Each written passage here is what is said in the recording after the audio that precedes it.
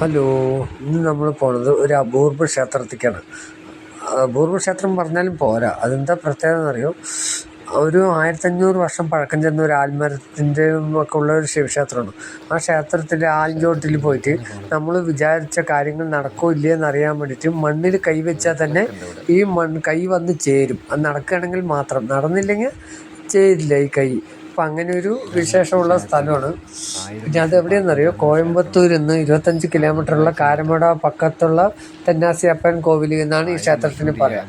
ഒരു വട്ടമെങ്കിലും അവിടെ ഒന്ന് പോയിട്ടൊന്ന് നോക്കണം.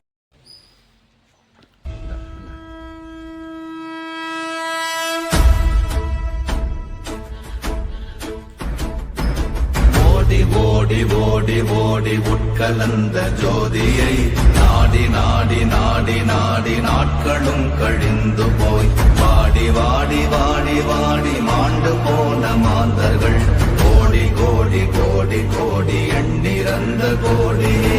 ஓம் நமச்சிவாய ஓம் ஓம் நமச்சிவாய ஓம் நமச்சிவாய ஓம் ஓம் நமச்சிவாய ஓம் நமச்சிவாய ஓம் ஓம் நமச்சிவாய ஓம் நமச்சிவாய ஓம் ஓம் நமச்சிவாய. என்னிலே இருந்த ஒன்றை யானறிந்ததில்லையே, என்னிலே இருந்த ஒன்றை யானறிந்து கொண்டடின், என்னிலே இருந்த ஒன்றை யாவர் காண வல்லரோ, என்னிலே இருந்திருந்து யான் உணர்ந்து கொண்டேனே. ஓம் நமச்சிவாய ஓம் ஓம் நமச்சிவாய ஓம் நமச்சிவாய ஓம் ஓம் நமச்சிவாய ஓம் நமச்சிவாய ஓம் ஓம் நமச்சிவாய ஓம் நமச்சிவாய ஓம் ஓம் நமச்சிவாய. ஆனதேது நீயதேது நடுவில் நின்றதேதடா, போனதேது புருவதேது போரிடும் குலாமரே, ஆனதேது அழிவதேது அப்புறத்தில் அப்புறம், ஈனதேது ராம ராம ராம வென்ற நாமமே. ஓம் நமச்சிவாய ஓம் ஓம் நமச்சிவாய ஓம் நமச்சிவாய ஓம் ஓம் நமச்சிவாய ஓம் நமச்சிவாய ஓம் ஓம் நமச்சிவாய ஓம் நமச்சிவாய ஓம் ஓம் நமச்சிவாய. அஞ்செழுத்திலே பிறந்து அஞ்செழுத்திலே வளர்ந்து அஞ்செழுத்தை ஓதுகின்ற பஞ்சபூத பாவிகாள், அஞ்செழுத்தில் ஓரெழுத்து அறிந்து கூற வல்லிரே, அஞ்சல் அஞ்சல் என்று நாத நம்பலத்தில் ஆடுவே. ஓம் நமச்சிவாய ஓம் ஓம் நமச்சிவாய ஓம் நமச்சிவாய ஓம் ஓம் நமச்சிவாய ஓம் நமச்சிவாய ஓம் ஓம் நமச்சிவாய ஓம் நமச்சிவாய ஓம் ஓம் நமச்சிவாய. இடது கண்கள் சந்திரன் வலது கண்கள் சூரியன், இடக்கை சங்கு சக்கரம் வலக்கை சூழமான் மழு, எடுத்த பாத நீழ்முடி எண் திசைக்கும் அப்புறம் உடல் கலந்து. இது வந்து விசேஷமான ஆலயம். இங்கே வந்துட்டு போனீங்கன்னா ராமேஸ்வரம் காசிக்கு போயிட்டு வந்தால் என்ன புண்ணிய பலன் கிடைக்குமோ அந்த புண்ணிய பலன் கன்ஃபார்மாக கிடைக்கும். சுவாமி தத்துவமாக உயிரோட்டத்தோடு இருக்கார். சிவமுக்தி அடைஞ்ச இடம். ஜன்னாசிரி சித்தர்னு பேர். சித்தர்கள் 18 பேர். 18 பேரில் 17 பேருக்கு மகா குரு பாடம் நடத்துகிறார். இவருக்கு சிவபெருமான் நேரடியாக காட்சி கொடுத்து 8 சித்துக்கள் சொல்லித்தரார் சுவாமிக்கு. அனிமா, லகிமா, கலிமா, மகிமா, ஈசத்துவம், வசித்தியம், பிராத்தியம், பிராமேகம். வேர்ல்டு லெவலில் உலகத்தில் 8 சித்து தான். அந்த 8 சித்தையும் சிவபெருமான் சுவாமிக்கு சொல்லித்தரார். சிவபெருமான் மேலே சுவாமி அளவு கடந்த தியானம் நம்பிக்கை, அப்படியே ஐக்கியமாகிறார். சிவபெருமானை கூப்பிட்டுக்கிறார். அப்போ முக்தி அடைகிறாங்க.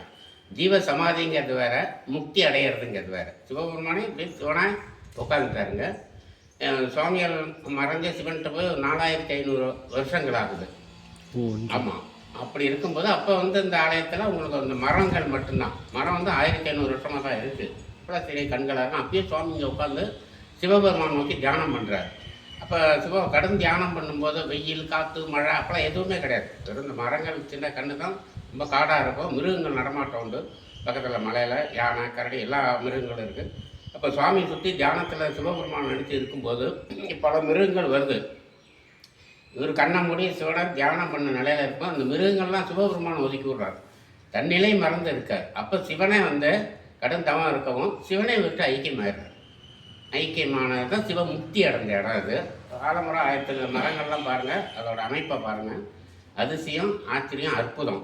தெய்வமே அருளாக உருவான மரங்கள் இது. மரத்தடியில் இருந்தீங்கன்னா உங்கள் குடும்பத்துக்கு, தொழிலுக்கு, திருமணத்துக்கு, குழந்தை பாக்கியத்துக்கு, உடல் நலத்துக்கு, எல்லாத்துக்குமே வேண்டிக்கிட்டு தியானத்தில் உங்கள் குலதெய்வத்தை நினச்சிட்டு உட்காந்திங்கன்னா ஆட்டோமேட்டிக்காக அந்த கை வந்து ஒரு எடுத்து போகிற அந்த இடத்துல கை ஜாயிண்ட் ஆகும். அப்போ அந்த காரியம் உடனே உங்களுக்கு வெற்றி ஆகிடும். சில பேருக்கு ஒன்றும் சேராது. அப்போ அந்த காரியங்கள் தடைகள் நம்ம மனசில் வருத்தப்பட வேண்டாம். சுவாமிக்கு தெரியும். அது இன்னும் 6 மாதம் ஆகும் அந்த காரியம் நடக்க. ஒரு மேரேஜுக்காக ஒருத்தர் வேண்டி உட்காந்தா ஒரு இந்த மாதம் நடக்கணும்னு அவங்க நினைப்பாங்க. 6 மாதம் ஆகணும்னு சுவாமிக்கு தெரியும். அப்போ அந்த கை ஒன்றும் சேராது. சேர்ந்துருச்சுன்னா ஆட்டோமேட்டிக்காக ஓகே. அதை பற்றி நம்ம நினைக்க வேண்டியதில்லை. அடுத்த பிரார்த்தனைக்கு 1 மாதம் கழிச்சு வந்து கேட்கலாம். அப்படி இருக்கும்போது விசேஷமான சுவாமி இந்த பக்கத்தில் பின்னால் மலை ஒன்று இருக்குது. மலையில் சுவாமி குகை இருக்குது. குகையில் உயிரோட்டத்தோட தியானத்தில் இருக்கார். ஒவ்வொரு நாள் இரவு பகல்னு ஏதோ ஒரு ரூபத்தில் அழைத்து வருவார். தினசரி வந்துட்டு போகிறார். அது ஒரு சில பேருக்கு தெரியும், மாற்று ரூபத்தில் வருவார்.